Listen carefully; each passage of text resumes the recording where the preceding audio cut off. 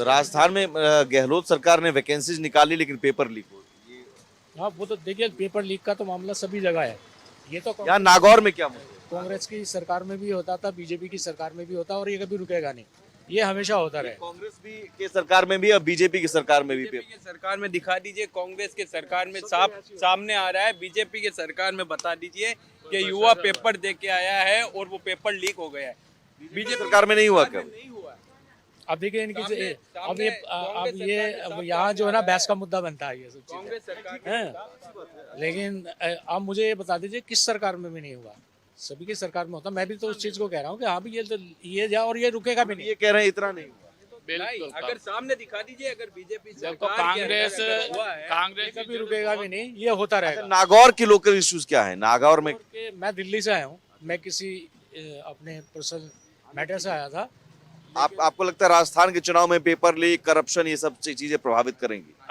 ये करेंगे तो सही, बिल्कुल करेंगे। एक मिनट, प्रशासन की तरफ से मैं कहना चाहता हूँ, भू माफिया जमीन पर, सरकारी जमीन पर कब्जे कर रहे हैं। हमने बार बार नागौर में लिया है, मुख्यमंत्री को भी भेजा है और नगर परिषद चेयरमैन और ईओ को भी दिया है। कुछ कार्रवाई नहीं हो रही है। यहाँ हवाई पट्टी के पास में पुलिस कर्मचारी की कॉलोनी है, मकान है, तब तो ठीक है, बाकी वहाँ पसर रहे हैं। एक बार हमने 25 कब्जे हटाए, फिर भी यह सक्रिय है। अभी तो पट्टे दे रही है सरकार लेकिन कानून कुछ नहीं दे, कार्रवाई नहीं कर रहे हैं, भूमि माफिया को शरण दे रहे हैं। आप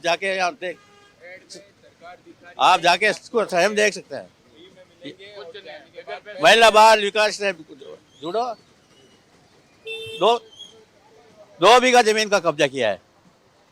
पट्टे दे रही है सरकार लेकिन तुष्टीकरण की राजनीति कांग्रेस सरकार में हो रही है, बाकी कुछ से नहीं हो रहा है।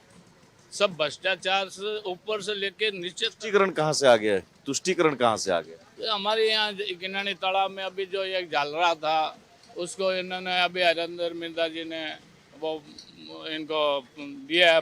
4-5 जगह का इन्होंने मतलब किया है कि भाई आपको ये, हम जीतेंगे तो आपको ये कब्जा करा देंगे। आगे भी इन्होंने शिवाड़िया का जो किया है उसके लिए उसका आज तो शिव जी का वरदान है, उसको वो नहीं जीतेगा यहाँ से। यहाँ लोकल जो विधायक हैं वो इन मुद्दों पर कोई सुनवाई नहीं करते हैं क्या? कुछ नहीं है, सिर्फ ये चले जाते हैं जीत के, कुछ नहीं होता है। तो उम्मीद क्या कांग्रेस से है कि बीजेपी से है या नागौर से बीजेपी ही आएगी, मैं बता देता हूँ। अब तक ऐसा तो नहीं कि बीजेपी पहले नहीं आई थी, कांग्रेस नहीं आई थी? पहले भी आई थी और पहले भी बीजेपी ने काम करवाया। पहले ये भूमाफिया पहले भूमाफिया का आतंक नहीं सक्रिय था, है। अब हो गया है, पहले था।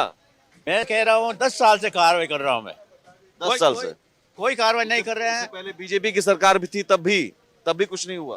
कांग्रेस सरकार में हुआ है, बीजेपी सरकार ने भी चिट्ठी लिखी है, मतलब है कोई कार्रवाई नहीं। कोई कार्रवाई नहीं है। तो यहाँ पर लोकल इश्यूज ज्यादा इम्पोर्टेंट है या राम मंदिर लोग देखेंगे? लोकल भी रहेंगे और नेशनल इश्यू। राम मंदिर तो नेचुरल रहेगा इस चुनाव में, राम मंदिर तो मेन है। लोकल इश्यू है जो यहाँ 5 साल में विकास नहीं हुआ, 2 पुलिया हैं बंद पड़े हैं, 5 साल से पब्लिक परेशान है। हॉस्पिटल जाने के लिए हमें बहुत परेशानी हो रही है, ये परवाह नहीं कर रहे हैं। 5 साल से इनको कंस्ट्रक्शन का एक क्या कहते हैं बिल्कुल काम नहीं हुआ, पब्लिक परेशान है। सड़कें की जो हालत है देख लो आप, शहर की सड़कें आप खुद स्वयं देखो क्या हालत है। 5 साल में कुछ भ्रष्टाचार ही हुआ, ओनली भ्रष्टाचार। नागौर में जितना भ्रष्टाचार हो उतना शायद ही कभी हुआ है। ठेकेदार कौन है? कांग्रेस सरकार।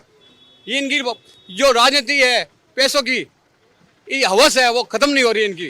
कांग्रेसी ऊपर तक, राहुल गांधी से लेके यहाँ पर ने अशोक गहलोत तक इतनी हवस है पैसों की, पूछो मत।